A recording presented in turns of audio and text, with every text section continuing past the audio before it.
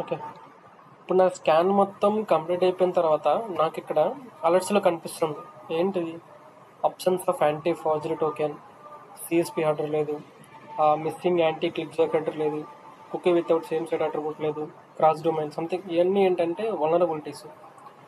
ఒక్కొక్క పర్టికులర్ సినారియోలో ఒక్కొక్క particular vulnerability వచ్చిందని చెప్తుంది, అంటే అలర్ట్స్ 10 వచ్చాయి. ఇది ఇక్కడ ఏంటంటే కంప్లీట్గా స్కాన్ రన్ అవుతుంది అనమాట. స్పైడర్లో 100% అయిపోయింది. సో నా దగ్గర ఉన్న ప్రతి ఒక్క యూఆర్ఐని స్క్రాల్ చేసుకొని ఇది ఆటోమేటిక్గా రన్ చేసి మనకి రిపోర్ట్ ఇస్తుంది. రిజల్ట్ వచ్చింది. ఇప్పుడు ఏంటి, పైన రిపోర్ట్స్లోకి వెళ్ళి జనరేట్ రిపోర్ట్ కొట్టి ఈ జనరేట్ రిపోర్ట్లో ఏమైనా చేంజెస్ ఉంటే చేసుకోవాలి. ఇప్పుడు నాకు రిపోర్ట్ నేమ్ ఇలా వస్తుంది, job proxy something date, particular డేట్ని మెన్షన్ చేసుకొని రిపోర్ట్ HTML వస్తుంది. నీకు నేమ్ మార్చుకోవాలనుకుంటే ఇక్కడ చేంజ్ చేసుకోవచ్చు. సో జనరేట్ రిపోర్ట్,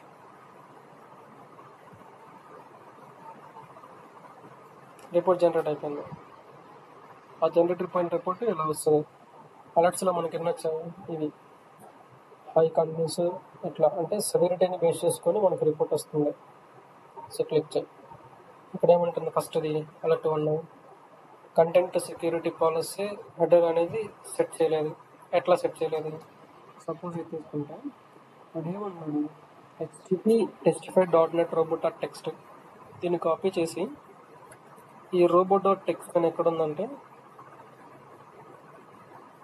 ఇక్కడ ఇచ్చేసి క్లిక్ చేస్తే వీటిదిగో robot.txt అనేది ఒక ఇది అలో చేస్తున్నాడు.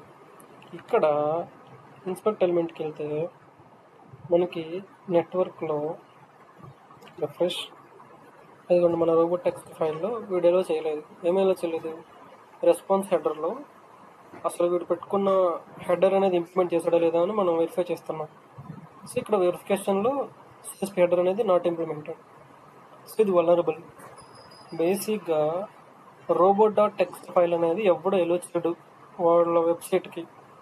సో దీన్ని మనం ఫాల్స్ పాజిటివ్ కింద కన్సిడర్ చేయొచ్చు.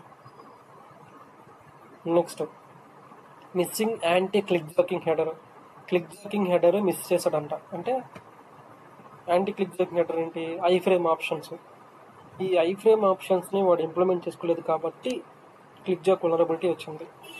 ఈ వలనరబిలిటీ ఎట్లా, ఏంటి, ఎలా డిఫైన్ చేస్తామనేది మనం ముందు చూద్దాం టెస్ట్ కేసెస్లో.